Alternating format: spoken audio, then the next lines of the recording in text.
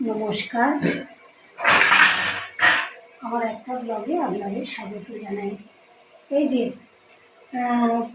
রান্না প্রায় শেষই হয়ে এসেছে, আর একটুখানি বাকি আছে, সেইটাই করছি।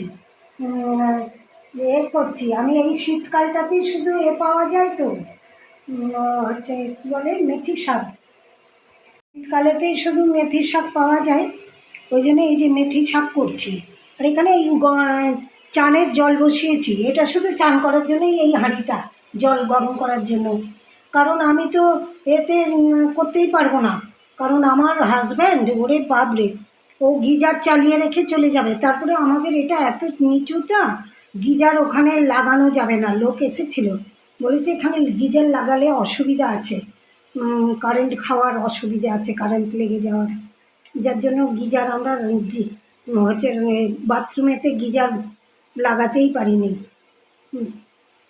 কী আর করব, ওই জন্য জল গরম করে নিই। শীতকালটুকু তো, শীতকাল আর কতটুকু আর থাকে, গরমকালটাই তো বেশি, শীতকালটা তো কম। সেই জন্যে এই হাঁড়িটাতেই করি, গরম জল করে চান করি, আবার এইটাতে জল ভরে রেখে ঢাকাটুকু দিয়ে রেখে দিই, আবার পরের দিন গরম করি। আবার ভালো জল এলে, গরম একদম টাইমের জল এলে, নাহলে ভরে নিই করে তারপরে চান করি। এইটাই করেছি। আর এখানে এই যে বড়ি ভেজে আর গুঁড়িয়ে রেখেছি, এইখানে রান্না আমার সব।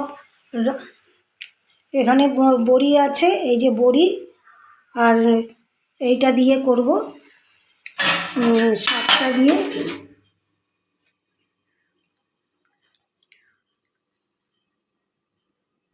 এইখানে আছে, রান্না সব হয়ে গেছে। এইখানে এই যে মাছের তরকারি করেছি, এই যে মাছ আর ফুলকপি দিয়ে। আর কি, ফুলকপি আমি খুব একটা বেশি খাই না, ওই 2-1 বার নিয়ে এসে ওই কালকে পরশু দিনকে একটু নিয়ে এসেছি, ছোটো দেখে নিয়ে এসে ওইটা দিয়ে, মাছ দিয়ে, এই যে মাছ আছে, মাছ দিয়ে। আর এইটা করেছি মাছের মাথা দিয়ে বাঁধাকপি, এইটা মাছের মাথা দিয়ে বাঁধাকপি করেছি। আর ওইখানে একটুখানি ভাত আছে, অল্প, আর হাঁড়িতে ভাত আছে। এই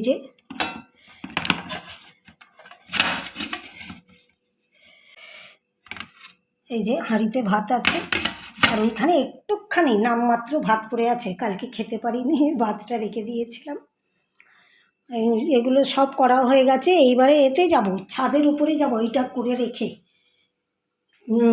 শাকটা করে রেখে ছাদের ওপরে যাব। আমি সব এক কাঁড়ি কেচে দিয়ে এসেছি ওপরে, সেইগুলো সব আনতে যাব। দেরি আছে, একটু আগে দিয়ে এসেছি, একটু দেরি আছে আনতে, গিয়ে আনবো, এনে চান করব। এই যে গরম জল হয়ে গেছে, রেখে দিয়েছি, চান করব। চান করে তারপরে পুজো টুজো সব।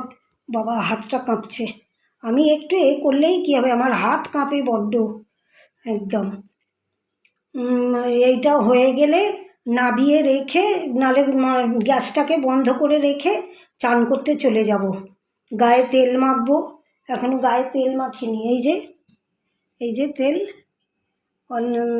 জ্যাক অলিভ অয়েল, এইগুলো মাখি। এই যে গায়ে একটু তেল মাখবো, মুখটা, কারণ রান্না করেছি তো, মুখে একটুখানি ফেস ওয়াশ দিতেই হবে, নাহলে তেল কালিগুলো সব রান্নার মুখে বসে থাকে না, ওই জন্যে একটুখানি ফেস ওয়াশ দিয়ে মুখটা। আমি আবার হচ্ছে কি বলে, আমি ফেস ওয়াশ ব্যবহার করি সারা জীবনই, লোটাস, না হলে দুটো করি, হয় লোটাস করি, আর না হলে এইটা কি, হ্যাঁ লোটাস।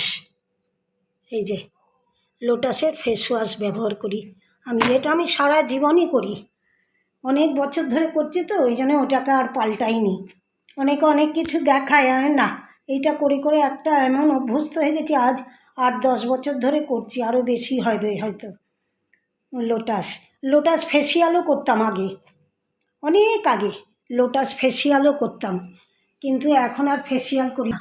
আমি স্কিনের ডাক্তার দেখিয়েছিলাম, আমার মুখে একদম ভীষণভাবে হয়ে গিয়েছিল, মুখ কালো মতো হয়ে গিয়েছিল, বলেছিল আপনি ফেসিয়াল করবেন না, বলে উনি ওষুধ দিয়েছিলেন একটা খুব সুন্দর একটা টিউব দিয়েছিলেন, সেটা মেখে মেখে মুখটা পরিষ্কার হয়েছে আমার। তা আমি ফেসিয়াল ছেড়ে দিয়েছি প্রায় 7-8 বছর আগে, আর করি না ফেসিয়াল। এবারে আমি খেতে বসবো, খাবার বাড়া হয়ে গেছে। ভাত, এইখানে এই যে এটা করেছিলাম মেথি শাক, এখানে মাছের মাথা দিয়ে বাঁধাকপি, আর ওইটা এই যে তরকারি মাছ দিয়ে, এই যে মাছের একটা নিয়েছি, দাগা নিয়েছি, ফুলকপি আলু দিয়ে করেছি। এইটা নিয়ে এবার খেতে বসবো, অনেক বেলা হয়ে গেছে। এই যে শাক চচ্চড়িটা এই যে করেছি মেথি শাকের, অনেক বেলা হয়ে গেছে, এবারে খেতে বসি। আজকের মতো ব্লগটা আমি শেষ করলাম। যদি ভালো লেগে থাকে একটা লাইক, সাবস্ক্রাইব করে দেবেন। আপনারা অনেক অনেক অনেক ভালো থাকুন, সুস্থ থাকুন, শান্তিতে থাকুন। যদি ভালো লাগে একটা কমেন্টস অন্তত করে দেবেন।